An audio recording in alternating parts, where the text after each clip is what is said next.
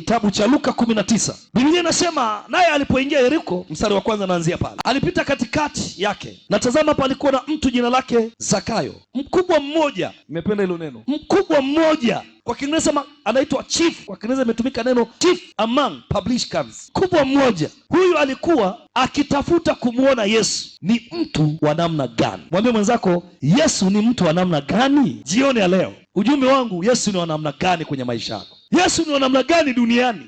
Yesu ni wa namna gani katika ulimwengu huu wote uliotuzunguka, wenye dhambi, wasiokuwa na dhambi? Leo Yesu tunajiuliza ni wa namna gani? Yesu ni wa namna gani? Alitafuta kuona, lakini asiweze kwa sababu ya umati wa watu, umati mkubwa wa watu, alishindwa kumwona Yesu. Lakini pia namba 2, alikuwa ni mfupi kwa kimo, akatangulia mbio akapanda juu ya mkuyu apate kumwona, kwa kuwa atakuja kupitia njia ile. Na Yesu alipofika mahali pale, alitazama juu akamwambia, Zakayo, shuka upesi, kwa kuwa leo imenipasa kushinda nyumbani kwako. Akafanya haraka, akashuka, akamkaribisha kwa furaha. Hata watu walipoona walinung'unika wote, wakasema, ameingia kukaa kwa mtu mwenye dhambi. Zakayo akasimama akamwambia Bwana, tazama Bwana, nusu ya mali yangu nawapa maskini, na ikiwa nimemnyang'anya mtu kitu kwa hila, namrudishia mara 4. Yesu akamwambia, leo wokovu umefika nyumbani humu, kwa sababu huyu naye ni mwana wa Ibrahimu. Kwa kuwa mwana wa Adamu alikuja kutafuta na kuokoa kile kilichopotea. Bwana Yesu asifiwe.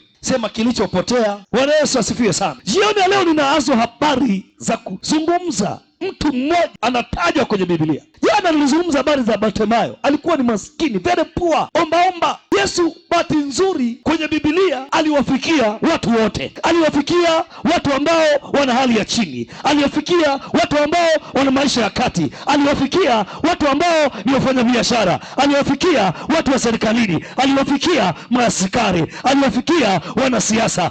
Yesu alishughulika hata na matajiri. Kila eneo Yesu aliwafikia. Sema amina kama unanielewa. Nampenda Yesu Kristo wa Nazareti, maana alikuja kwa watu wote wenye mwili.